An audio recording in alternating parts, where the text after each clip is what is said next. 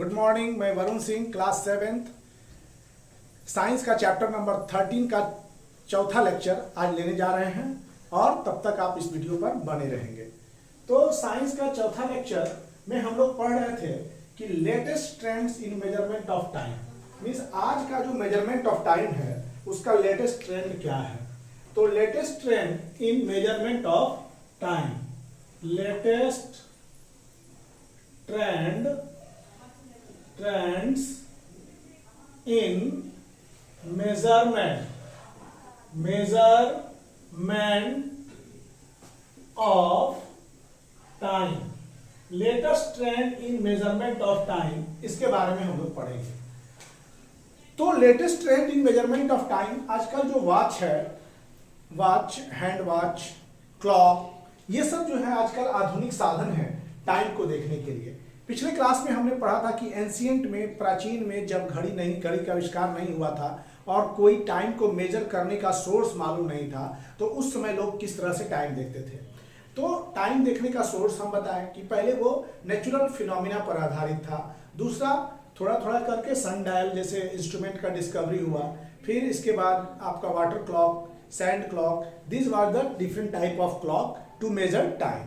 तो अब जो है latest trends in measurement of time में very accurate measurement of time, very accurate measurement of time, measurement of time, very accurate measurement of time is now possible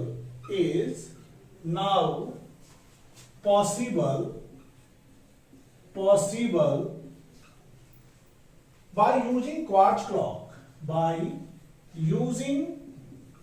quartz clock, quartz clock and watches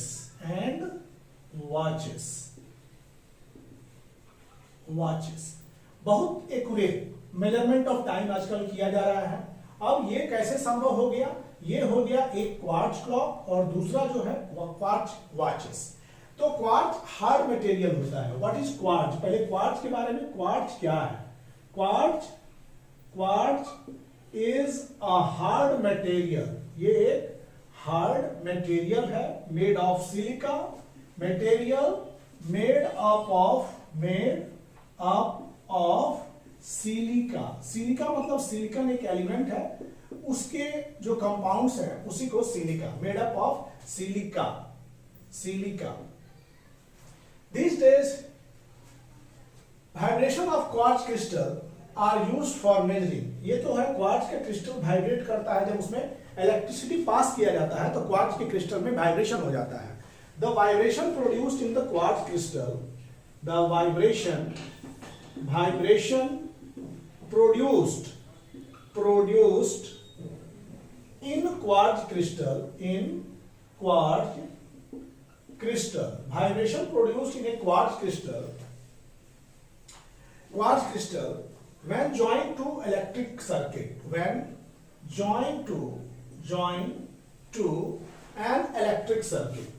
an electric circuit, जब vibration produced होता है, vibration produced in quartz crystal when joined to electric circuit is used to measure time accurately, time को accurately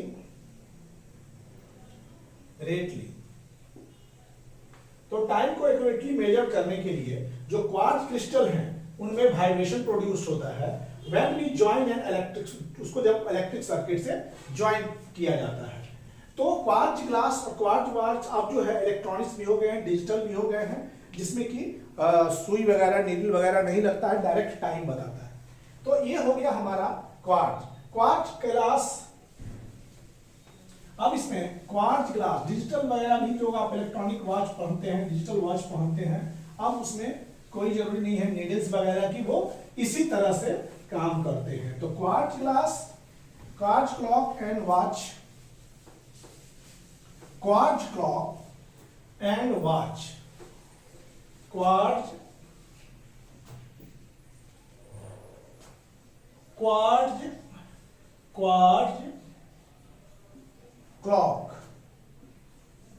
clock and watches can be of two type, can be of two type, can be of two type. तो एक होता है non digital और दूसरा होता है digital. तो इसमें नॉन डिजिटल क्लॉक क्या है? Non digital quartz clock. ये क्वार्ट्ज जो है ऐसा मटेरियल है, इसमें थोड़ा सा इलेक्ट्रिसिटी, क्वार्ट्ज एक ऐसी मटेरियल है जो इलेक्ट्रिक सर्किट में जोड़ने पर उसमें वाइब्रेशन प्रोड्यूस होता है, तो वो पीरियोडिक होता है। तो उसी पीरियोडिक वाइब्रेशन से हम लोग क्या करते हैं, मेजरमेंट ऑफ टाइम किया जाता है। तो non digital clock and watches, quartz clock और वॉच क्या होते हैं, इसके बारे में हम लोग पढ़ने जा रहे हैं। ये क्या होते हैं? These are like a traditional clock, like a traditional clock, ये ट्रेडिशनल क्लॉक है। And watch, traditional clock and watch. Traditional clock और वॉच में क्या होता है? घंटा का सुई अलग होता है, मिनट का सुई अलग होता है, सेकंड का सुई अलग होता है। तो ट्रेडिशनल जो वॉच है और क्लॉक है उसमें घंटा की सुई छोटा थोड़ा रहता है, मिनट का थोड़ा बड़ा रहता है और उसी तरह से सेकंड की भी सुई रहती है। तो सेकंड की सुई जो रहती है थोड़ी पतली होती है, घंटा का सुई सबसे मोटा, इसके बाद मिनट, इसके बाद सेकंड। तो these are like a traditional clock and watch having hour,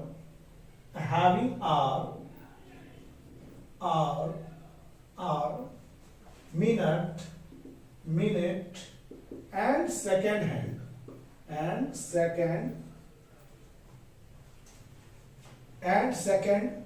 our का, मिनट का और सेकंड का हैंड होता है, हैंड। इसमें आवर, मिनट और सेकंड हैंड होते हैं, which moves on a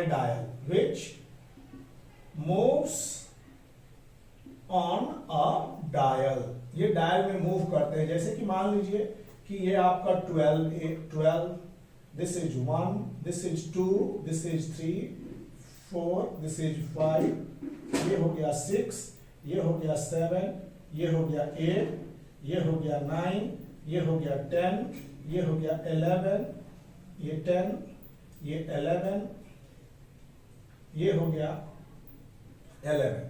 तो यहां पर 1 2 3 4 5, 1 2 3 4, 1 2 3 4, 2 3, ये जो है ये आपका डायल है और इस डायल में जो है वो 5-5 मिनट का अंतराल दिखाया गया है। तो यहां पर ये सेंटर है, आवर की सुई छोटी होगी और थोड़ी मोटी होगी और ये हो गया आर की सुई, ये हो गया आपका मिनट का सुई और इससे पतला जो होता है ये होता है सेकंड। तो दिस इज आर हैंड, ये क्या हो गया आर हैंड, और ये हो गया आपका मिनट हैंड, ये मिनट हैंड, और ये जो है वो सेकंड हैंड, ये सेकंड बताता है। तो ये हो गया आर हैंड, ये हो गया मिनट हैंड और this is your second hand.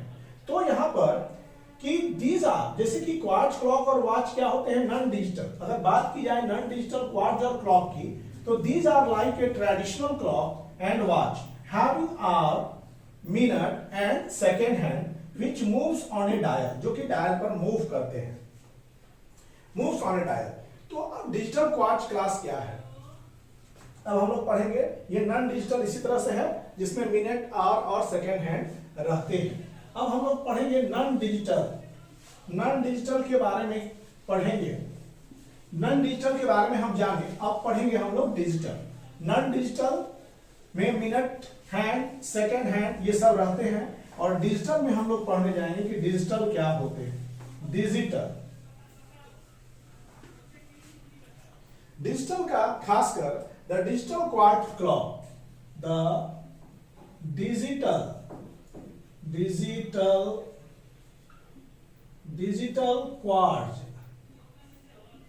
Quartz clock, digital quartz clock and watches do not have,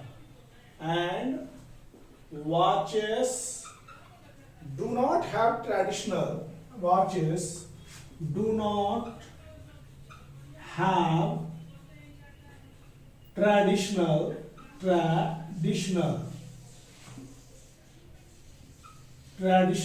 do not have traditional hour, minute and second hand, hour, minute and second का hand नहीं होगा, second hand. These clock and watches display time directly. These clock and watches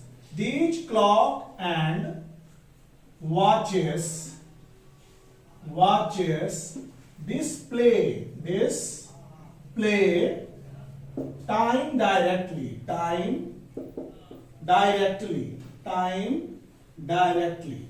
These clock and watches display time directly. ये clock और watch जो होता है वो time को सीधे सीधे दिखा सकता है, डिस्प्ले कर सकता है डायरेक्टली इन डिजिट्स। इन कैसे? डिजिट्स में ये दिखाता है, डिजिट्स में। जैसे कि आप वॉच लेते हैं, ऐसे रहता है 2:45, इस प्रकार का ये डिजिट होता है, तो ये डिजिट के फॉर्म में जो है वो दिखाता है, नंबर्स एंड डिजिट्स के फॉर्म में डिजिटल क्लॉक जो होते हैं वो दिखाते हैं आपको टाइम को। तो ये डिजिट हो गया, तो डिजिट में जो दिखाता है टाइम को वो डिजिटल क्लॉक हो गया।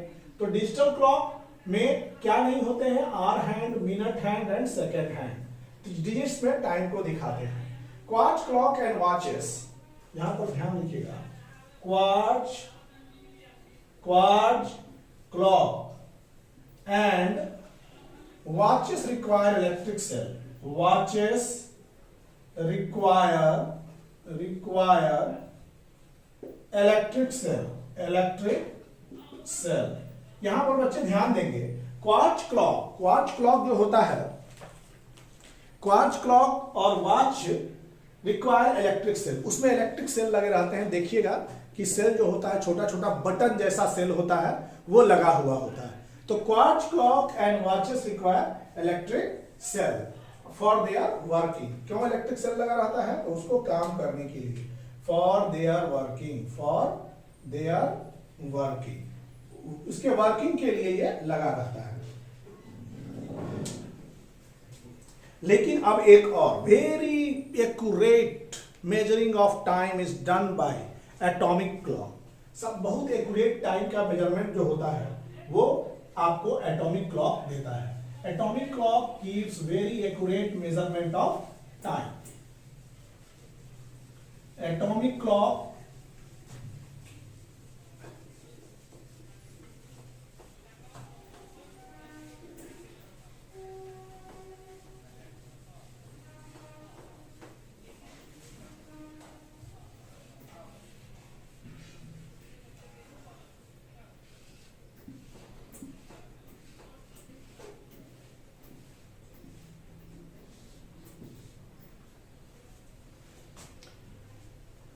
अब यहां पर very accurate measurement of time, very accurate measurement of time, very accurate measurement of time is also done by using atomic clock, done by using atomic clock, means very accurate measurement of time जो होता है वो atomic clock से होता है, which make use make use of regular oscillation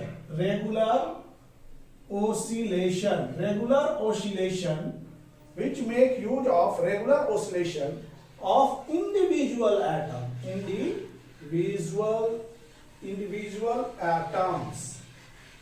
for their time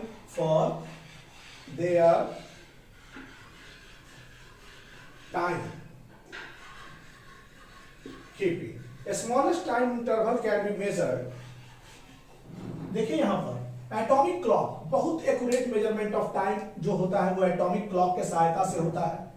means इसमें atoms के oscillation से होता है। Atom you know smallest particle of element, छोटा पार्टिकल किसी एलिमेंट्स का जो होता है वो एटम्स होता है।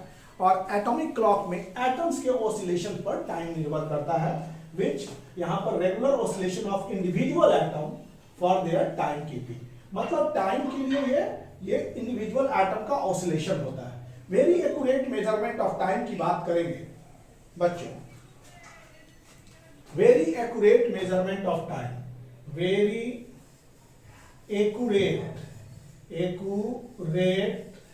measurement of time, measurement of time is also time very small, मतलब कि अगर किसी टाइम डन बाय किसके द्वारा, डन बाय एटॉमिक क्लॉक। ये बात आप एकदम एटॉमिक क्लॉक, यहां पर ये बात बता रहे हैं कि बहुत एक्यूरेट मेजरमेंट ऑफ टाइम जो है एटॉमिक क्लॉक करता है।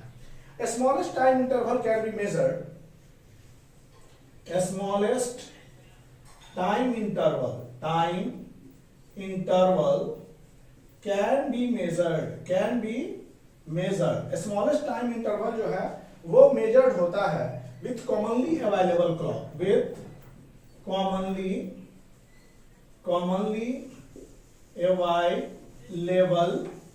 clock, एक समान अवेलेबल क्लॉक से ये अवेलेबल होता है। दैट इज इसमें 1 सेकेंड के इंटरवल को दर्शाता है। Clock watches at spot meet,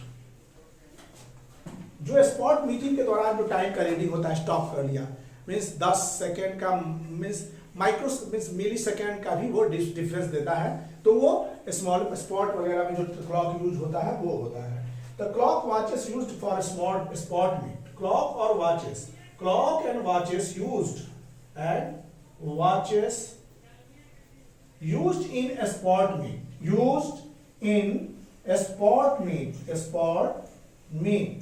sports meeting के दौरान used in a sport meet can measure time interval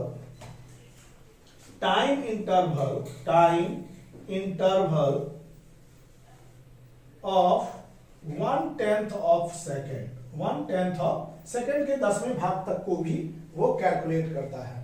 such small interval, इतना बहुत छोटे छोटे इंटरवल का जो टाइम इंटरवल को जो रिकॉर्ड करता है, छोटे छोटे टाइम इंटरवल का जो रिकॉर्डिंग करता है, तो वो रिकॉर्डिंग जो होता है मुख्य रूप से साइंटिफिक रिसर्च के लिए काम करता है। तो जो क्लॉक छोटे छोटे बहुत छोटे अल्प समय अंतराल को डिस्टिंग्विश कर पाता है, that clock are very useful in scientific research. तो accurate measure of time done by atomic clock make use of, atomic clock का अर्थ है कि इंडिविजुअल एटम्स के रेगुलर ऑसिलेशन से यूज होता है। सीजियम वगैरह जो होता है वो टाइम का, सीजियम एलिमेंट है, उसका एटम्स वगैरह जो होता है ज्यादा यूज किया जाता है। तो very accurate measurement of time done by atomic clock, ये एटॉमिक क्लॉक से होता है। स्मॉल टाइम इंटरवल, जैसे कि स्पोर्ट्स वगैरह में जो टाइम इंटरवल को यूज किया जाता है, तो कम से कम वो सेकंड के 10वें भाग को भी और उससे भी कम थोड़ा सा कहें तो वो उसको रिकॉर्ड करता है। तो यहां पर ये बात थी। तो यही हमारा लेटेस्ट ट्रेंड है, आज का ट्रेंड है क्वार्ट्ज क्रिस्टल, क्वार्ट्ज क्लॉक, ये सब हम लोगों ने देखा। डिजिटल नॉन डिजिटल क्लॉक, तो डिजिटल का अर्थ है कि मिनट सेकेंड हैंड रहेगा उसमें, और मिनट सेकेंड हैंड नहीं रहेगा डिजिटल में, और नॉन डिजिटल में मिनट सेकेंड हैंड रहेंगे। तो ये था हमारा क्लॉक का बारे में जानकारी। डिजिटल में डायरेक्ट डिजिट के रूप में आपको जो है टाइम दिखाई दे देगा, और नॉन डिजिटल जो है मिनट, आवर और सेकंड के पोजीशन के आधार पर आप टाइम प्रिडिक्ट कर सकते हैं। तो नॉन डिजिटल में मिनट, सेकेंड और आवर हैंड के लोकेशन पर आप टाइम बता सकते हैं कि 3 बजा है, कि 3:30 हो रहा है, 3:35 हो रहा है। और डिजिटल में आप करेंगे डिजिट डायरेक्ट बताएगा 3:25 10 सेकेंड, 3:25 10 सेकेंड। तो ये हो गया आपका डिजिटल और नॉन डिजिटल क्लॉक। अब हम लोग पढ़ेंगे next is your simple pendulum. अब टॉपिक जो आ रहा है आपका सिंपल पेंडुलम। ये ट्रेंड्स हमारा खत्म हुआ, अब चलते हैं सिंपल पेंडुलम के बारे में।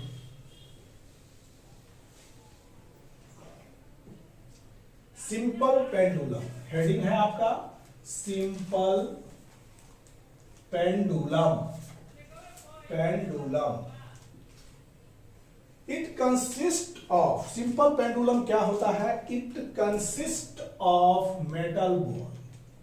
ये एक थ्रेड है रिजिड सपोर्ट से, ये आपका मेटल बॉल है, दिस इज मेटल बॉल। तो simple pendulum consist of metal ball, ये हो गया आपका metal ball. This is your metal ball, ये आपका मेटल बॉल है। मेटल बॉल और इसमें सस्पेंडेड बाय लॉन्ग थ्रेड, और ये सस्पेंडेड किससे है? ये लॉन्ग थ्रेड है, इसका लॉन्ग, ये long thread suspended by long thread from rigid support. ये कौन सा सपोर्ट हो गया? Rigid support such that bob is free to oscillate. Bob जो हो फ्री हो ऑसिलेट करने के लिए। तो simple pendulum consist of metal ball suspended by a long thread supported by rigid support and bob is free to swing back and fro. Bob back and fro क्या करे? Swing करे। मतलब इसका पोजीशन कैसे हो इसके बारे में हम बता रहे हैं। इसका पोजीशन स्विंग करेगा। देखिए कोई भी पीरियोडिक जब होता है तभी कोई चीज आपके नियम में, ये मोशन थोड़ा पीरियोडिक था जिसको गैलीलियो मतलब गैलीली। तो ये जो है ये फ्री टू ऑसिलेट करता है, मींस बैक एंड फ्रो, ये इस तरह से बैक एंड फ्रो।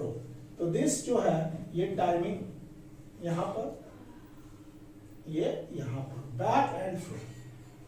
ये एक्सट्रीम पोजीशन हो गया, एक्सट्रीम पोजीशन। और ये motion of pendulum was studied by Galileo Galilei. You have known the heard of Galileo. Galileo जो है बहुत important, Galileo was a scientist. Galileo एक महत्वपूर्ण साइंटिस्ट थे, और गैलीलियो वाज ए साइंटिस्ट जिन्होंने सबसे पहले मोशन के बारे में प्रेडिक्शन किया। और गैलीलियो गैलीली उनका पूरा नाम था। पेंडुलम के ऑसिलेशंस के बारे में उन्होंने पहले बताया। तो पेंडुलम का जो मोशन होता है वो स्विंग करता है टू एंड फ्रो, और उनको पहले जानकारी था कि वो जो है टू एंड फ्रो मोशन करता है और पीरियोडिक होता है। सबसे पहले गैलीलियो गैलीली के पास ऐसी जानकारी थी। तो ये होता है कि हम लोग पहले पेंडुलम के बारे में जाने। इसमें इट कंसिस्ट ऑफ, अगर बात करेंगे कि it consist of A small metal ball, it consist of A small metal ball suspended by a long thread, metal ball called Bob, इसको बॉब भी कह सकते हैं, called Bob, suspended by a long thread, suspended by a long thread, suspended by long thread, and such that bob is free to swing, such that bob is free to swing, ये swing करने के लिए स्वतंत्र होते हैं। तो ये था motion of pendulum was studied by Galileo. ये मोशन ऑफ पेंडुलम कौन स्टडी किया था? Motion of pendulum was first studied by Galileo. First studied by Galileo. Galileo ने सबसे पहले इसको स्टडी किया and discovered the important principle of pendulum and Galileo discovered मतलब Galileo discovered the important principle of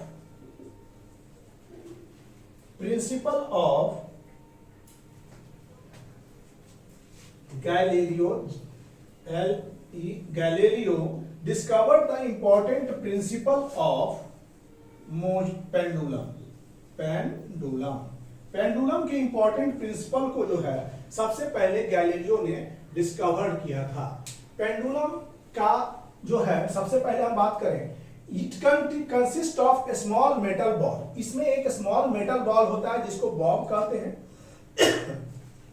suspended by long thread, और long thread से suspended होता है, such that bob is free to swing, bob swing करने के लिए free होता है। और motion of pendulum was first studied by Galileo.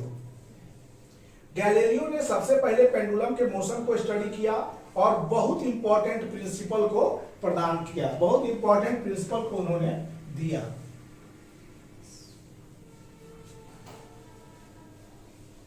Galileo, अब इसमें हम लोग पेंडुलम के बारे में जानेंगे कि पेंडुलम पेंडुलम स्विंग करता है। देखिए, अर्थ का मोशन सर्कुलर ऑर्बिट में, इलिप्टिकल ऑर्बिट में होता है तो वो भी एक पीरियडिक होता है, निश्चय समय अंतराल के बाद वो वहीं पहुंच जाता है जहां पर से चला था। तो एक पेंडुलम क्या करता है, एक पेंडुलम कंप्लीट्स एवरी स्विंग, उन्होंने क्या देखा, completes every swing in exactly same time,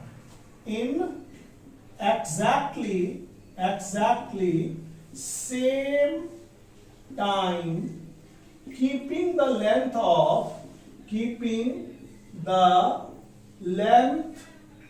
of pendulum constant, length of pendulum को कांस्टेंट रखा जाए तो, जैसे कि यहां पर देखिए ये पेंडुलम है, ये बॉब है, मेटल बॉब, इसका लेंथ L है, मान दिए कि सपोज कुछ भी लेंथ L है, और दूसरा पेंडुलम उसका लंबाई थोड़ा बढ़ा दिए, इसका L डैश है। तीसरा पेंडुलम इसका लंबाई कुछ अलग है, ये L डबल डैश है, बड़ा है। और चौथा पेंडुलम ये हम देखेंगे तो ये थोड़ा छोटा है, ये L1 मान लीजिए L है, L2। तो यहां पर उन्होंने क्या देखा, pendulum completes every swing in exactly same time. किस चीज को कांस्टेंट रखा जाए, keeping the length of pendulum constant. इस पेंडुलम का लेंथ अगर L है तो मींस ये ऑसिलेशन जो कंप्लीट करेगा वो फिक्स्ड टाइम में ही कंप्लीट करेगा, एक ऑसिलेशन। उसी तरह से ये अपनी लेंथ के अनुसार ये भी जो है वो फिक्स टाइम इंटरवल में ऑसिलेशन कंप्लीट करेगा, और ये अपने लेंथ के अनुसार फिक्स टाइम इंटरवल है, मतलब लेंथ कांस्टेंट रहे तो उस पेंडुलम का जो स्विंगिंग टाइम है, दैट इज प्रत्येक स्विंग जो है वो सेम टाइम में कंप्लीट करता है। लेंथ कांस्टेंट होना चाहिए। हाँ, इसका जो है टाइम इंटरवल कुछ होगा, इसका टाइम इंटरवल कुछ होगा, इसका टाइम इंटरवल कुछ, इसका टाइम इंटरवल कुछ होगा। लेंथ अगर चेंज होगा तो टाइम इंटरवल उसका स्विंग का चेंज कर जाएगा। तो यही गैलीलियो ने देखा कि अगर पेंडुलम जिसका लेंथ अगर फिक्स्ड है तो उसके टाइम इंटरवल में उसका टाइम इंटरवल भी फिक्स होता है, एक स्विंग का टाइम इंटरवल फिक्स होता है। The to and fro motion of pendulum, this is to and fro motion। जैसे to और fro motion मतलब आगे और पीछे। to जैसे ये पेंडुलम है, इसका एक्सट्रीम पोजीशन देखिए, एक बार इस पर थोड़ा सा हल्का फोर्स लगा और ये अपना काम दिखाना शुरू कर दिया। This is to and fro motion. यहां से मान लीजिए यहां इस पोजीशन पर, इस पोजीशन से बैक, फिर इस पोजीशन से यहां एक्सट्रीम, ये दोनों तरफ जो है किनारा किनारा वो एक्सट्रीम पोजीशन। तो ये इस तरह से स्विंग कर रहा है pendulum, this is swinging pendulum. ये तो टू एंड फ्रो मोशन, यहां पर देखिए to and fro, fro motion, आगे पीछे, इसको बोलते हैं to and fro motion. To and fro motion of simple pendulum, simple pendulum, to and fro motion of simple pendulum is an example of periodic motion, example of periodic motion. आगे पीछे जो pendulum का motion होता है वो periodic motion होता है। To and fro motion of pendulum is periodic, ये पीरियोडिक होता है। अब कुछ डेफिनेशन जो पेंडुलम से रिलेटेड है, कुछ टर्म्स। तो पहला तो आपको लेंथ ऑफ पेंडुलम है, तो what is length of pendulum, इसके बाद ओसिलेशन, इसके बाद उसका टाइम पीरियड। तो these are the simple term related to pendulum. Some terms related to pendulums, इसके बारे में हम लोग पढ़ेंगे। कुछ टर्म जो पेंडुलम से रिलेटेड हैं, some terms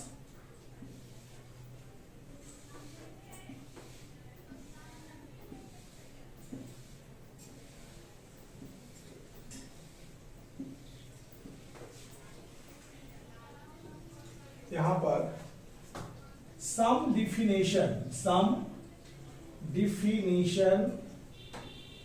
related to pendulum। पहला a length of pendulum, length of pendulum. Length of pendulum में सबसे पहले length of thread from the point, length of thread from the point of suspension, from the point of suspension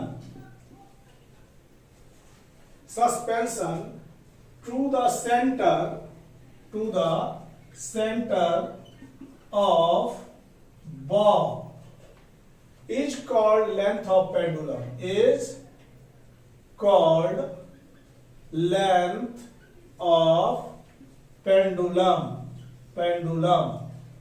यहां पर length of thread from the point of suspension, thread का length जो होता है point of suspension से, ठीक ना, from the point of suspension to the centre of bob, centre of bob से पॉइंट ऑफ सस्पेंशन तक को बोलते हैं ये centre, not neglect the centre.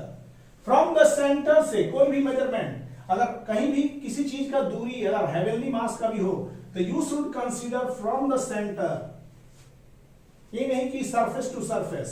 तो यहां क्या कहता है length of pendulum, length of thread from the point of suspension to the centre of bob, point of suspension से बॉब के सेंटर तक की दूरी को कहते हैं हम लोग लेंथ ऑफ पेंडुलम। सेकेंड, तो ये हो गया। अब यहां पर ओसिलेशन, ओसिलेशन क्या है इसके बारे में हम पढ़ रहे हैं। One complete to and fro movement, one complete to and fro movement, one complete to and fro movement of the pendulum bob, of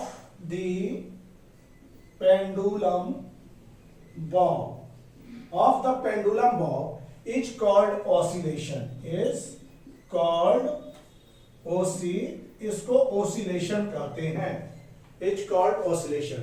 The motion of pendulum bob, the motion of pendulum bob, the motion of pendulum bob from its extreme position, from its extreme position,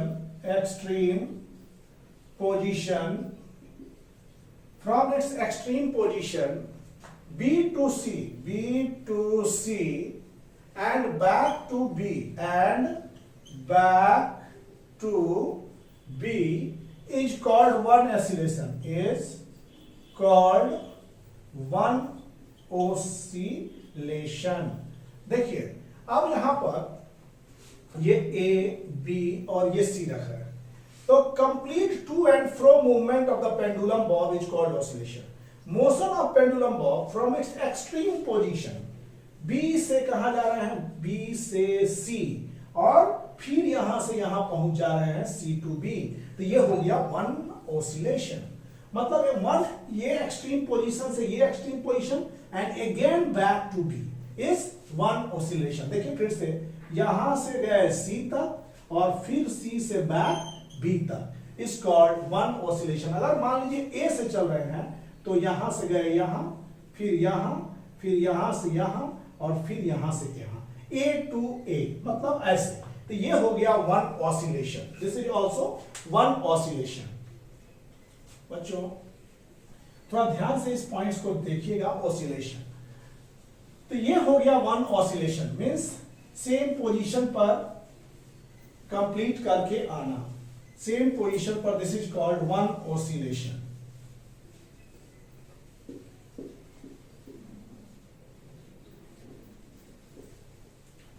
one oscillation, one complete oscillation means उसी position पर back आने को बोलते हैं one oscillation. उसी position को back आने को वन ऑसिलेशन कहते हैं. जैसे देखिएगा बच्चों कि ये एक मेटल बॉब है, रिजिड सपोर्ट है, लेंथ ऑफ पेंडुलम कहां से एक्सट्रीम, वहां यहां से सेंटर ऑफ बॉब तक होता है, और ये जो है इस पॉइंट पर, यहां से देखिए, यहां से ए पॉइंट से ए पर बी पर आया, फिर ये पेंडुलम मूव करता हुआ ए पर आया, और फिर यहां पर सी पर गया, और सी से फिर बैक पर आया. तो ये वन ऑसिलेशन हो गया. This is also one oscillation. फिर से वंस मोर, ए से बी, बी से ए, फिर ए से सी, फिर C to A. This is one oscillation. या एक एक्सट्रीम पोजीशन, यहां से यहां गए, फिर यहां से यहां आए. This is one oscillation. इसको वन ऑसिलेशन कहते हैं. अब हम लोग पता करेंगे टाइम पीरियड. टाइम पीरियड, एक ऑसिलेशन को कंप्लीट करने में जो समय लगता है, the time required to complete one oscillation is called time period. It is the time, it is the time required to complete one oscillation, complete one oscillation by pendulum is called time period. एक time required to complete one oscillation by pendulum is called time period. तो एक equation है, time period of pendulum is equal to 2 pi under root L by g. This is the equation. L is equal to length, pendulum का length पर देखिए, length fix रहेगा तो उसका time period fix रहेगा. क्योंकि जी हमेशा 9.8 मीटर पर सेकेंड स्क्वायर, ये कांस्टेंट बना रहता है.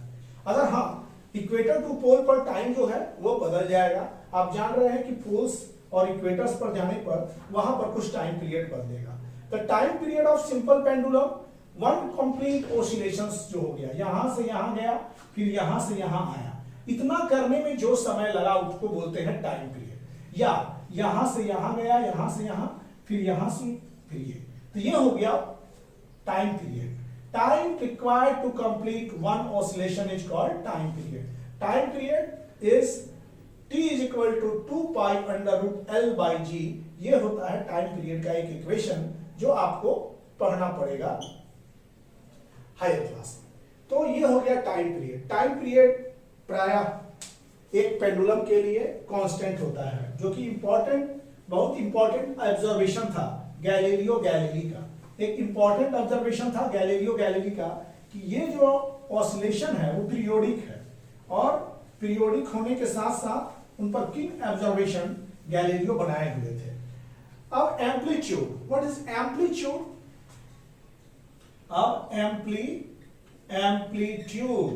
एम्पलीट्यूड क्या होता है इसके बारे में जानेंगे. एम्पलीट्यूड, तो amplitude the maximum displacement of Bob. देखिए ये मान, देखिए बच्चों, ये पेंडुलम पहले भी हम बना चुके हैं, फिर बना रहे हैं।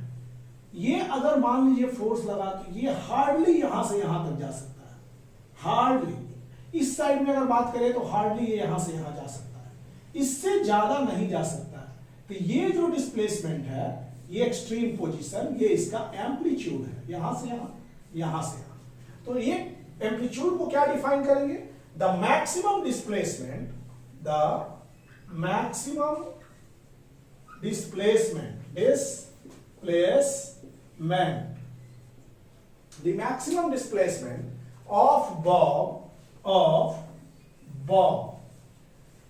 from its mean position, ये हो गया आपका mean position। यहां पर ये mean position है, mean position to extreme position, to either side, mean position से एक्सट्रीम पोजीशन तक, mean position on either side, मतलब मैक्सिमम डिस्प्लेसमेंट मीन पोजीशन से कितना हुआ। Maximum displacement of Bob from its mean position is called amplitude. इसको क्या कहते हैं? एम्पलीट्यूड। मतलब मैक्सिमम डिस्प्लेसमेंट यहां से यहां गया, फिर मैक्सिमम डिस्प्लेसमेंट यहां से mean position to extreme position में जाने में जो डिस्प्लेसमेंट होता है उसको एम्पलीट्यूड कहते हैं। तो यहां पर amplitude is maximum displacement from mean position to, maximum displacement from mean position से जो मैक्सिमम डिस्प्लेसमेंट होता है उसको हम लोग बोलते हैं एम्पलीट्यूड। और यहां पर टाइम पीरियड क्या होता है? एक कंप्लीट ऑसिलेशन करने में जो टाइम लगता है बॉब पेंडुलम के द्वारा, पेंडुलम के बॉब के द्वारा, तो वो होता है टाइम पीरियड। और यही होता है यहां पर। अब नेक्स्ट हम लोग चलते हैं एक न्यूमेरिकल से, क्वेश्चंस को बनाएंगे हम लोग, और क्वेश्चंस को बनाने में जो समय लगेगा वो सबके लिए डिफरेंट होगा। तो ये चीज है। अब यहां पर शायद अलग।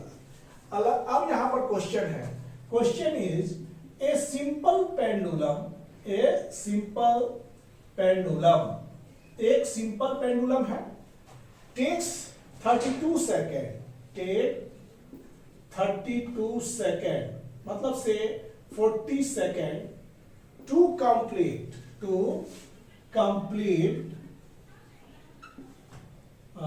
10 oscillation।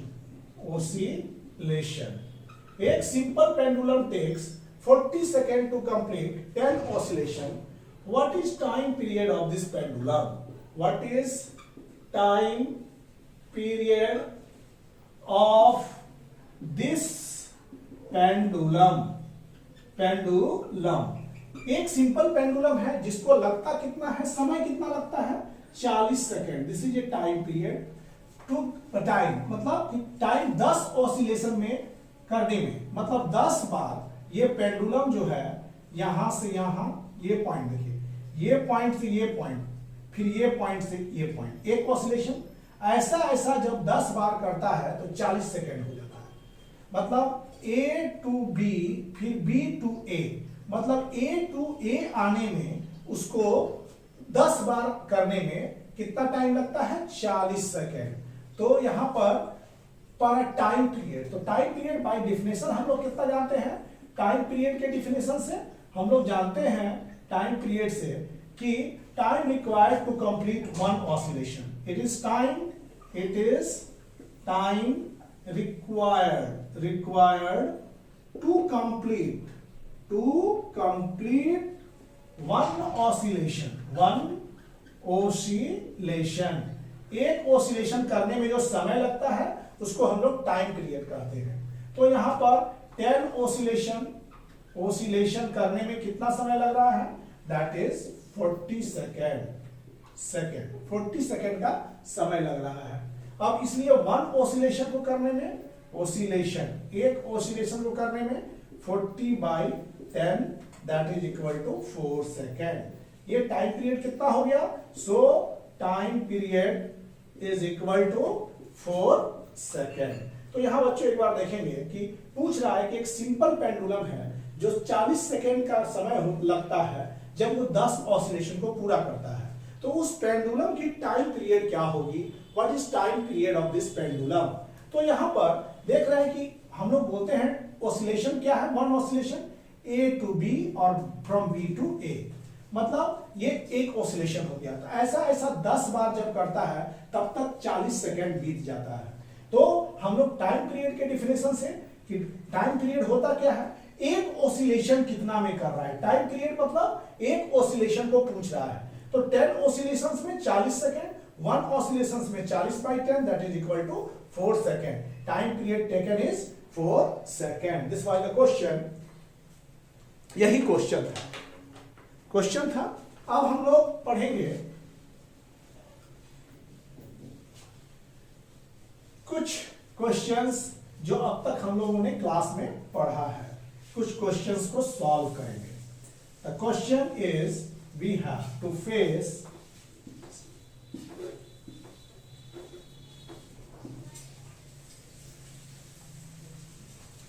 अब यहां पर क्वेश्चन एक है कि which of the following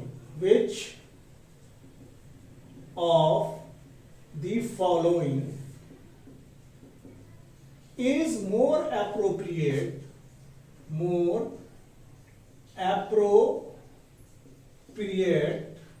which of the following is more appropriate to demonstrate the run score, to demonstrate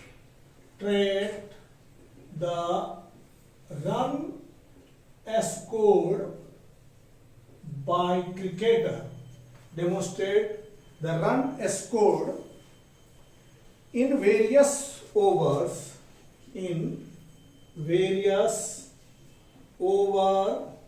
of cricket match.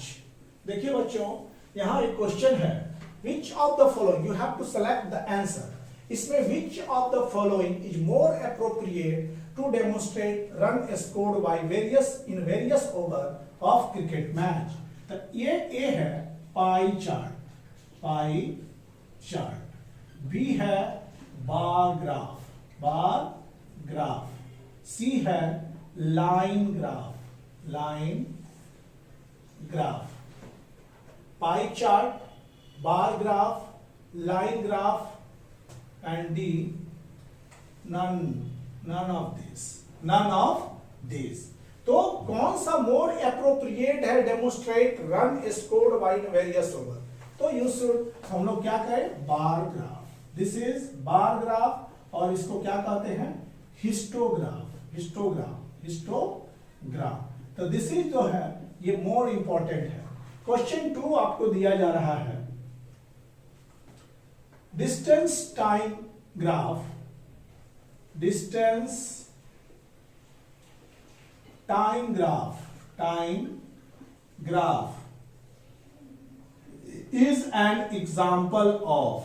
is an example of A bar graph,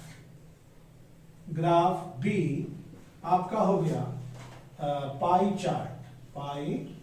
chart, C line graph, D all of this। देखिए distance time graph is an example of, तो distance time graph जो है वो आपका क्या है, वो एक line graph is distance time graph. Question, the percentage composition of air in our atmosphere is well described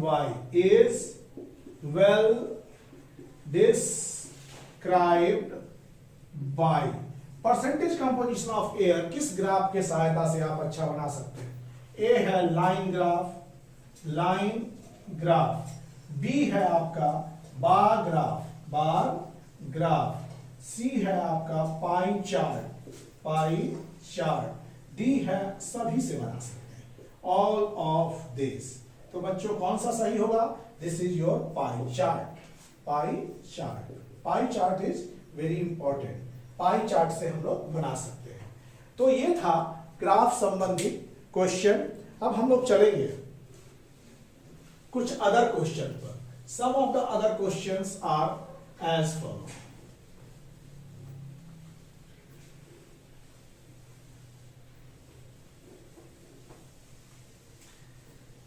आप क्वेश्चन देखिएगा next. Try to attempt the question. Question है the speed of moving object, the speed of moving object, the speed of moving object is determined to be, is determined to be 0.06 meter per second. What will be its speed? इसका speed क्या होगा? What will be its speed in equal in kilometre per our? Kilometre per our में इसका speed क्या होगा? एक moving object है जिसका स्पीड कितना दिया हुआ है? इतना मीटर पर सेकेंड। तो मीटर पर सेकेंड को किलोमीटर आवर में बदलना है। We have to convert speed metre per second into kilometre hour per hour. तो यहां पर speed in metre per second, speed in metre per second that is 0.06 metre per second. ये हो गया 0.06 इंटू 18/5। हम लोग ने बताया कि metre per second to convert metre per second to kilometre per hour, we multiply by factor by 18/5 से। तो ये कितना हो गया? 0.6। मतलब इसको अगर हम निकालेंगे तो 6/100 into 18/5 that is equal to, आप कहेंगे तो ये 3 2 जा 6, 50, 25, 9, तो ये हो गया 27/125। तो आप इसको आप निकाल सकते हैं कि 27/125 125 इसको, तो ये हो गया क्या? 250 फिर 200 दैट इज, और ये 8 टाइम्स में, लगभग 8 टाइम्स में, 8 टाइम्स में अगर मान लीजिए मतलब कि 1 टाइम्स में, 1 टाइम में अगर देते हैं तो 1 2 5, ये हो गया 5, ये हुआ 7, ये हो गया 0। तो यहां पर 6 5 या 30, 6 2 या 12 और 3 15 और 7, तो ये हो गया 0.217 किलोमीटर पर आवर। तो ये हो गया 0.217 kilometre per hour. This is the speed in kilometre per our. 0.217 what we have done is 0.217 0.21 और 21 सॉरी यहां 6 से मल्टीप्लाई किया गया है, 216 kilometre per hour. This is the speed of the particle in kilometre per hour. अब बच्चों हम लोग चलेंगे कि speed of a moving object is to be determined. अब एक नेक्स्ट, अगर मीटर पर सेकेंड को किलोमीटर पर आवर में बदलना है तो इसको हम लोग ऐसे करते हैं। अब speed of a moving object is determined to be 36 kilometre per hour. What will be speed in metre per second? Speed in metre per second. तो answer speed in kilometre per hour is equal to 36 kilometre per hour. तो metre per second में in metre per second, 36 into 5 by 18, 18 to the 36, that comes to be 10 metre per second. इसका speed हो गया 10 metre per second. तो this was the speed. अगले question की तरफ पढ़ेंगे।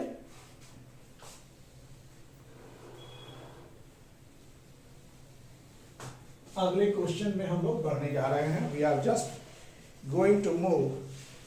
यहां पर अगला क्वेश्चन है आपका, in the figure given below. Question, in the figure given below,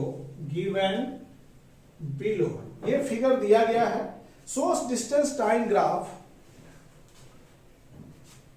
source distance time graph, distance time graph which shows the fastest, which is fastest, मतलब इसमें फास्टेस्ट कौन होगा। तो यहां पर ये देखिए x y एक्सिस, यहां से ये पॉइंट A है, ये दो ग्राफ दिया गया है ये भी, तो इसमें फास्टेस्ट कौन होगा। तो यहां पर ये डिस्टेंस है, डिस्टेंस, और यहां पर आपका है टाइम। तो देखिए स्लोप मिलाइए, ये थीटा एंगल कुछ बन रहा है, छोटा बन रहा है, यहां पर जो एंगल बन रहा है थोड़ा कम बन रहा है, यहां पर जो एंगल है वो थोड़ा ज्यादा बन रहा है।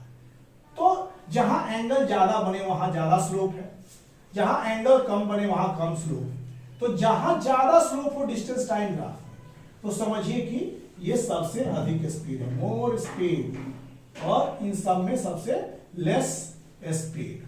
अगर उसी तरह से बात कर दिया जाए कि तीन तो ग्राफ ऐसे ऐसे ऐसे ऐसे नंबर ऑफ ग्राफ, तो देखिए इसका सबसे ज्यादा स्लोप है तो ये फास्टेस्ट, इसके बाद बी का उससे कम स्लोप है तो वो थोड़ा छोटा, इसके बाद ये सबसे लीस्ट स्पीड इसका, A B C D E में लीस्ट स्पीड किसका होगा, इसका होगा लीस्ट स्पीड, मतलब जिसका स्लोप कम बन रहा है उसका स्पीड कम है। तो यहां पर बच्चों ध्यान देंगे कि जिसका स्लोप अधिक होगा उसका स्पीड, यहां पर देखो ए का स्लोप सबसे अधिक है, हियर एंगल ज्यादा बन रहा है, इसके बाद ये बन रहा है, इसके बाद ये, इसके बाद ये, सबसे लिस्ट ये। तो जिसका ज्यादा स्लोप है उसका ज्यादा स्पीड है, जिसका कम स्लोप है उसका कम स्पीड है।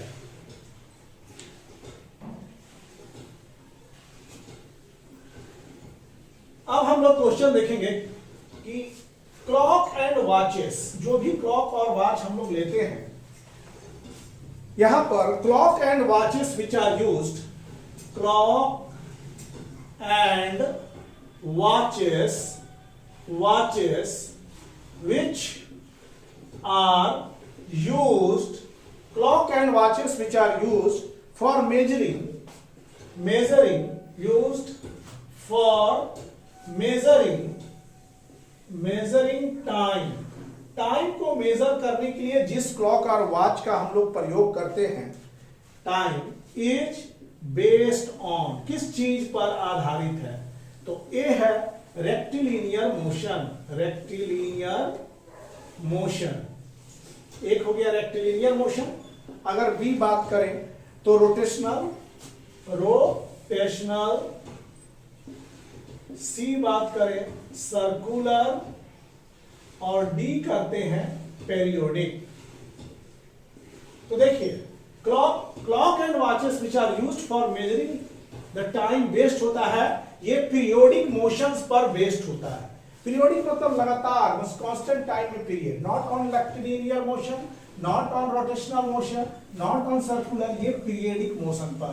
पीरियोडिक मतलब रेगुलर टाइम इंटरवल, मतलब कि एक ओसिलेशंस पर बेस्ड है जो कि किसी फिक्स टाइम में ही होता है। अब यहां पर क्वेश्चन है, distance graph of an object is a straight line. Distance time graph अगर किसी ऑब्जेक्ट का स्ट्रेट लाइन हो तो क्या होता है,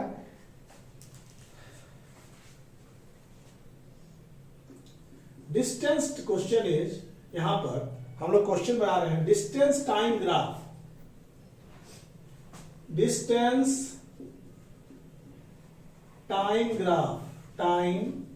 graph of object is parallel to time axis, parallel to time axis, time axis के पैरेलल हो, जैसे कि ये डिस्टेंस है, ये डिस्टेंस बच्चों, और ये हो गया टाइम, टाइम ये एक्स ओ वाई।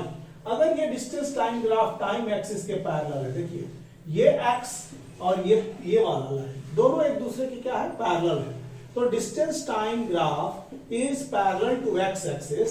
और दूसरा क्वेश्चन है, if distance time graph, distance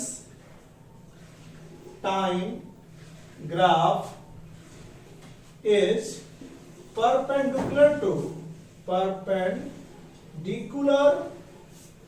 to distance on y axis। अब देखिए दूसरा क्वेश्चन है कि distance time graph x y o, और ये इस तरह से, यहां पर ये डिस्टेंस है, डिस्टेंस, और ये है यहां पर टाइम। तो हम यहां पर दोनों केसेस में देखेंगे कि ए ऑब्जेक्ट इन, इसका ऑप्शन क्या होगा, object is in uniform motion, uniform motion. B option है object is in non uniform motion, non uniform motion. C option है object is at rest. D है all of these are correct, ये सारे के सारे correct. क्या होगा ये ऑप्शन? अब इसमें A object is at rest, is at rest. B object is in uniform motion, or C object is in non-uniform motion, D none। तो इसमें क्या है, दोनों देखिए, distance time graph, parallel distance time graph of an object is parallel to time axis. Time axis के अगर parallel है, देखिए ये टाइम है, दिस इज टाइम का ग्राफ का प्रोटेक्शन अलोंग एक्स एक्सिस, और डिस्टेंस जो है ये दिखा रहा है टाइम बढ़ रहा है, लेकिन डिस्टेंस जो है किसी खास पोजीशन पर फिक्स्ड है। तो ये क्या होगा, ऑब्जेक्ट एट रेस्ट। तो क्वेश्चन ये जो है वो भी यही है, distance time graph this is perpendicular to distance on y axis. अगर डिस्टेंस पर ही परपेंडिकुलर है, मतलब वाई एक्सिस के परपेंडिकुलर है, तो बात वही हो गया कि टाइम एक्सिस के पैरेलल। तो टाइम एक्सिस के पैरेलल मतलब डिस्टेंस के परपेंडिकुलर, तो so object is at rest. दोनों ऑब्जेक्ट रेस्ट में, दोनों कंडीशन में ऑब्जेक्ट रेस्ट में है। अगर डिस्टेंस टाइम एक्सिस के पैरेलल हो, या डिस्टेंस टाइम एक्स, यदि डिस्टेंस टाइम ग्राफ में अगर ग्राफ टाइम एक्सिस के पैरेलल हो, ग्राफ अगर टाइम एक्सिस के पैरेलल हो, तो वहां पर क्या होगा, ऑब्जेक्ट रेस्ट में होगा। अगर डिस्टेंस जो टाइम ग्राफ है वो परपेंडिकुलर हो डिस्टेंस पर या वाई एक्सिस पर, तो भी ऑब्जेक्ट एट रेस्ट में रहेंगे, ऑब्जेक्ट इज एट रेस्ट। दोनों कंडीशन में ही ऑब्जेक्ट रेस्ट में रहेंगे। अब यहां पर एक और question is,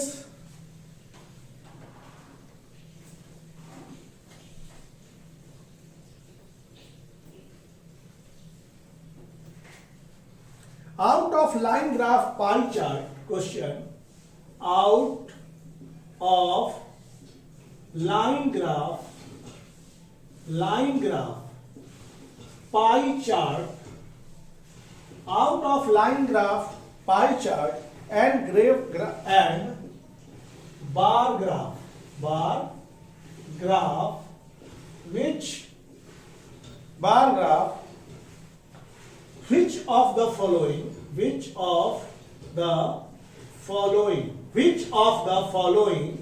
following is most suitable to So, most suitable to show A. Run scored in various overs. Runs scored in various over में कितना रन स्कोर हुआ? वेरियस ओवर कब? इन क्रिकेट मैच में, ठीक, runs scored in various overs in cricket match, variation of distance covered by car. जैसे अब variation of distance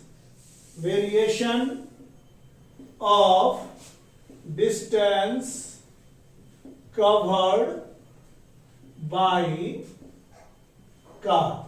C जो है बच्चों, percentage composition of air, percentage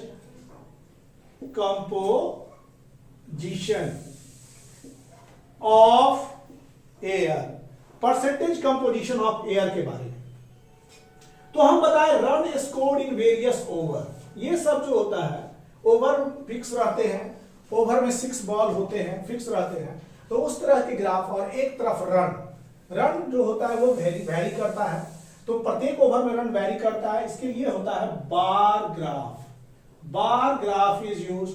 इसमें क्या होता है? कवर बाय कार, ये हम लोग कौन सा? लाइन ग्राफ, इसके लिए लाइन ग्राफ यूज करते हैं। परसेंटेज कंपोजिशन, परसेंटेज की बात आई तो याद रखिए पाई चार्ट, परसेंटेज का बात होगा तो हम लोग पाई चार्ट का इस्तेमाल करेंगे, परसेंटेज कंपोजिशन में पाई चार्ट। अब यहां पर एक क्वेश्चन है, क्वेश्चन इज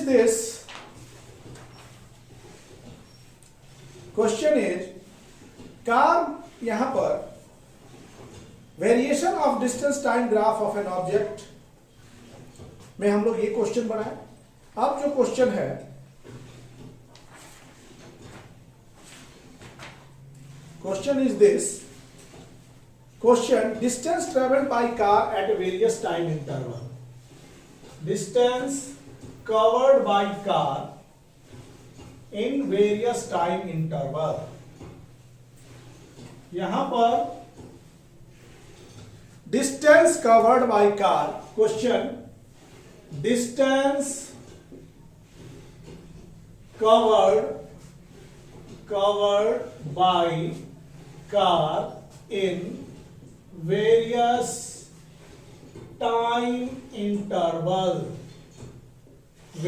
टाइम इंटरवल,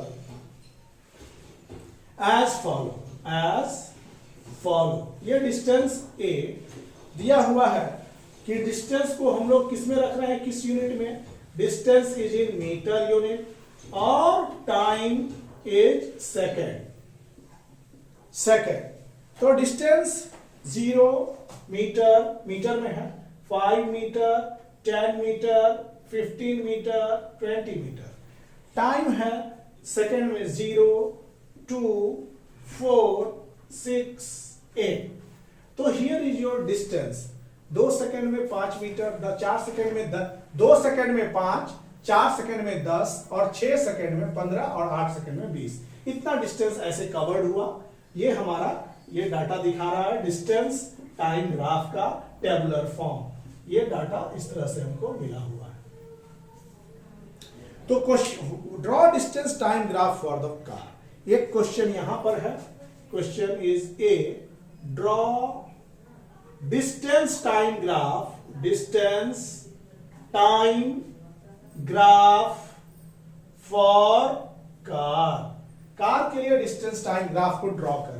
तो एक ग्राफ पेपर लेते हैं हम, ऐसे ग्राफ पेपर में हम 1 सेंटीमीटर को जितना मान सकते हैं हम ऐसे दिखा रहे हैं। ग्राफ पेपर पर 1 सेंटीमीटर ये 0 है, तो 1 सेंटीमीटर 2 सेकेंड का लेते हैं, ये 2 सेकेंड, ये 2 सेकेंड, ये 4 सेकेंड। ग्राफ पेपर पर लेके आप ये 6 सेकेंड, ये 8 सेकेंड। तो यहां पर 0 सेकेंड पर 0, लेकिन 2 सेकेंड पर डिस्टेंस कितना है? मतलब अगर हम 1 सेंटीमीटर का स्केल 5 मीटर का लेते हैं, 1 centimetre is equal to 5 metre और 2 second is equal to 1 centimetre जो है 1 सेंटीमीटर को 5 मीटर के बराबर लिए हैं, ये डिस्टेंस के लिए, और 1 सेंटीमीटर को 2 सेकेंड के लिए लिए हैं डिस्टेंस के लिए। तो यहां पर ये हो गया 5, ये हो गया 10, ये हो गया 15, और यहां पर है ये 20। ये ग्राफ पेपर पर ऐसे प्लॉट कर लेंगे। तो यहां पर जो है 5, 10, 15, 20, तो देख रहे हैं कि 2 सेकेंड में पार्टिकल 5 मीटर कवर किया है, 4 सेकेंड में ये 10 मीटर कवर किया है, फिर 15 सेकेंड में थोड़ा सा, ये 4 सेकेंड, 6 सेकेंड में ये 15 सेकेंड जा रहा है, 20 सेकेंड में ये 8 सेकेंड, इस तरह से ये पॉइंट्स है। ये देखिए इस सारे पॉइंट्स को मिला रहे हैं हम, तो क्या मिल रहा है हमको? स्ट्रेट लाइन, मतलब इट इज ए यूनिफॉर्म। यहां से सीधे चलिएगा, ये एक स्ट्रेट लाइन, आपको स्ट्रेट लाइन मिल रहा है। तो स्ट्रेट लाइन, डिस्टेंस, ये हो गया टाइम, ग्राफ फॉर कार, ये एक स्ट्रेट लाइन मिल रहा है। स्ट्रेट लाइन क्या इंडिकेट कर रहा है? कि ये यूनिफॉर्म मोशन है, straight line. What is distance? अब इसमें what conclusion you get from this graph? तो द कंक्लूजन हमको यही निकल रहा है कि ये एक लाइन ग्राफ है, और दूसरा है कि डिस्टेंस जो है वो equal distance, equal interval of time में कवर हो रहा है। देखिए 5/2 करेंगे तो 2.5 मीटर पर सेकेंड, 10/4 करेंगे तो 5/2, 15/6 करेंगे तो 2 3 या 6, ये भी 5/2, और 20/8 करेंगे, 20/8 तो ये हो जाएगा 2.5। मतलब सब केस में यहां पर 2.5, यहां पर 2.5, मतलब 10/4 2.5, 15/6 2.5, 20/8 करेंगे तो 2.5। मतलब एवरी स्टेप पर equal displacement in equal interval of time. The conclusion drawn from the graph, the conclusion drawn from the graph is that it covers equal displacement in equal interval of time,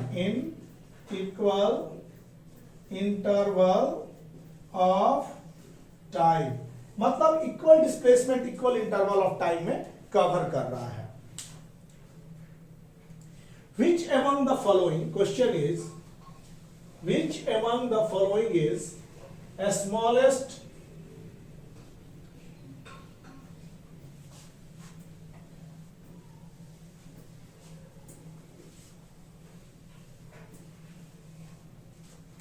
which among the following is the smallest unit of time? Question is, which among the following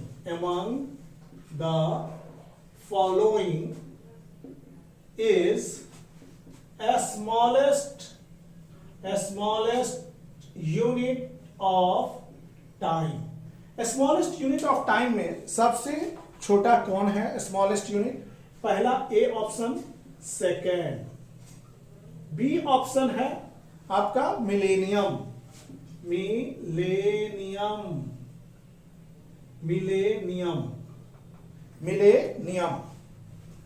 और C option है nanosecond, और D option है आपका micro second.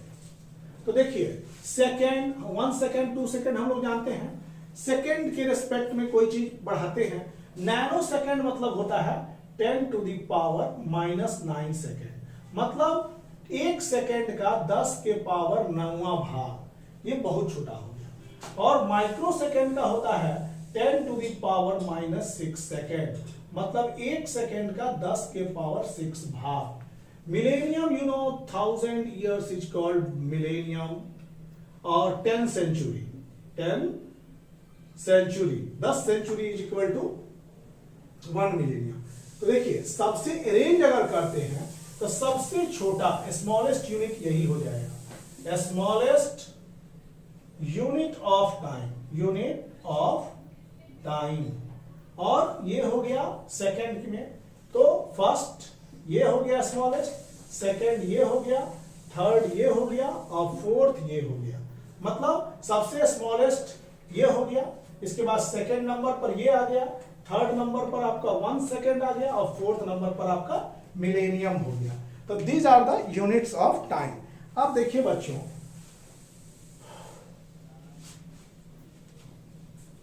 1 micro is equal to 10 to the power -6, ये होता है, याद रखिएगा। 1 micro equal to 10 to the power -6। अगर सेकंड के लिए लेंगे तो यहां सेकंड लिखेंगे, अगर माइक्रो सेकंड होगा तो यहां पर सेकंड लिखेंगे, माइक्रोमीटर होगा तो यहां पर मीटर लिखेंगे। जैसे 1 माइक्रो सेकंड अगर बात करें तो 10 टू द पावर -6 सेकंड। अगर बात होगा 1 जो यूनिट होगा उसी के हिसाब से। माइक्रोमीटर की बात करेंगे तो यहां हो जाएगा 10 के पावर -6 मीटर। अच्छा, ये हो गया। तो micro 1 milli that is equal to 10 के पावर -3। तो 1 milli second is equal to 10 to the power -3 second. 1 millimetre is equal to 10 to the power -3 metre. जो यहां रखेंगे 1 मिलीलीटर रखेंगे तो 10 के पावर -3। अगर लीटर का बात करेंगे 1 माइक्रोलीटर, लीटर का वही याद रखें, माइक्रो का अर्थ 10 के पावर -6, और जो यहां लिखा है उसी चीज यूनिट को यहां पर लिखेंगे लीटर एल। तो 1 मिलीलीटर इज इक्वल टू 10 के पावर -3 लीटर। नैनो का बात करते हैं तो नैनो बहुत कम हो जाता है कि 1 nano is equal to 10 to the power -9 metre. मतलब 1 नैनो सेकेंड मतलब क्या हो जाएगा 10 के पावर -9 सेकेंड। 1 नैनो मीटर अगर रखते हैं तो ये हो जाएगा 10 के पावर -9 मीटर। 1 नैनोमीटर अगर रखते हैं तो 10 के पावर नैनो लीटर अगर रखते हैं, जो लीटर रखेंगे वही लिखेंगे यहां पर 9 लीटर। तो this was the sum of the time micro milli nano के टर्म में था। माइक्रो मिली नैनो में सबसे छोटा नैनो, फिर माइक्रो, तब मिली, तो ऐसे तब सेंटी, तब ऐसे करके होता है। तो सेंटी सेकेंड अगर बात करेंगे तो 10 के पावर -2, तो ये होता है। अब हम लोग चलते हैं कुछ परिंदे और उनके स्पीड्स के बारे में। Some speed of some animals, speed of some animals, कुछ जानवर के स्पीड। सबसे पहले आता है falcon. Falcon top most speed लिए हुए रफ्तार का मालिक है ये फाल्कन। फाल्कन की स्पीड को जानेंगे। फाल्कन बाज, जिसको बोलते हैं बाज, ये रफ्तार का मालिक है। इसका स्पीड है 320 किलोमीटर पर आवर। मतलब 301 घंटा में 320 किलोमीटर की दूरी को तय कर जाता है। 1 घंटा में 320 किलोमीटर। सबसे तेज रफ्तार इसका है फाल्कन का, फ्लाइंग बर्ड, ए फास्टेस्ट फ्लाइंग बर्ड। और सेकेंड लैंड पर रफ्तार के मामले में ये होता है चीता। चीता लैंड पर रफ्तार का मालिक होता है, लेकिन ये स्प्रिंटर होता है। स्प्रिंटर मतलब छोटी दूर के लिए वो बहुत तेज रफ्तार पकड़ता है।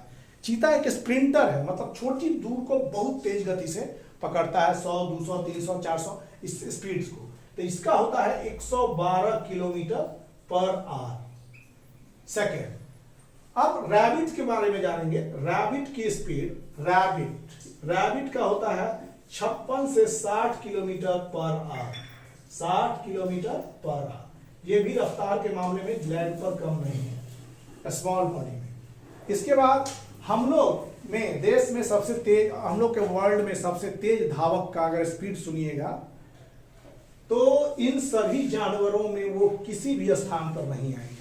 अगर वर्ल्ड का सबसे फास्टेस्ट रनर, फास्टेस्ट स्प्रिंटर की बात सुनेंगे तो यहां पर ह्यूमन फास्टेस्ट स्प्रिंटर। स्प्रिंटर मतलब सबसे छोटी दौड़ के स्प्रिंटर। स्प्रिंटर ये 40 किलोमीटर पर घंटा के सबसे तेज हुआ तो वो 40 किलोमीटर का रफ्तार है, जो कि इन सभी देखिए रफ्तार का ये सब कितना बाजीगर है, पलक झपकते इनको गायब कर सकते हैं। मतलब ये रफ्तार के मामले में फाल्कन, चीता, रैबिट, लायन, टाइगर ये बहुत तेज होते हैं। टोर्टोइस सबसे देखिए सबसे स्लोवेस्ट में अगर चलते हैं, स्लोवेस्ट रफ्तार में स्लोवेस्ट, तो एक आता है आपका टोर्टोइस। टोर्टोइस का कम होता है और उससे कम होता है स्नेल का। तो टोर्टोइस का स्पीड आप सेंटीमीटर पर सेकंड में कर सकते हैं, तो स्नेल का आप मिलीमीटर पर सेकंड में कर सकते हैं।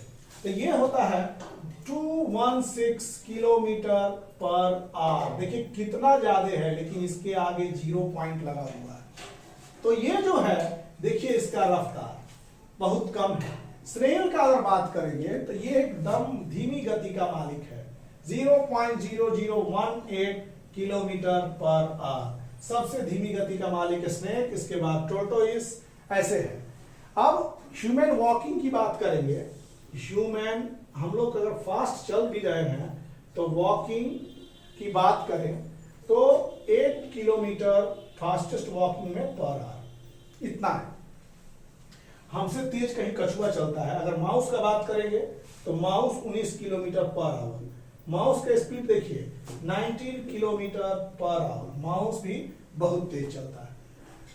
तो स्टूडेंट्स आज का क्लास ये 19 किलोमीटर पर आवर, ये जो हो गया 19 किलोमीटर पर आवर। यहां पर देखिए फिर से हम बताते हैं, टोर्टोइस यहां पर ह्यूमन वॉकिंग की बात करेंगे तो ये कितना हो जाएगा 8 किलोमीटर पर आवर। और स्नेल का बात करेंगे तो ह्यूमन वॉकिंग के बाद इसके बाद जो है माउस जो है हमसे कहीं तेज, माउस अगर बात करें तो ये 19 किलोमीटर पर आवर ये होता है। अगर और तेज दौड़ने लगे तो ये सब दौड़ में हम लोगों से आगे है। तो दिस स्पीड के मामले में फाल्कन, चीता, रैबिट ये सब स्पीड के मालिक हैं, ये स्पीड पलक झपकते पकड़ते हैं। तो आज का class chapter 13 motion and time चौथे लेक्चर के साथ, क्लास 7th का चौथे लेक्चर के साथ समाप्त होता है। मतलब क्लास 7th के चैप्टर 30 मोशन एंड टाइम चौथे लेक्चर के साथ समाप्त होता है। अगले क्लास में अगले वीडियो के साथ फिर मिलेंगे। तब तक के लिए आप ऑल मेरी तरफ से thank you for watching videos and please like and subscribe the channel. Thank you.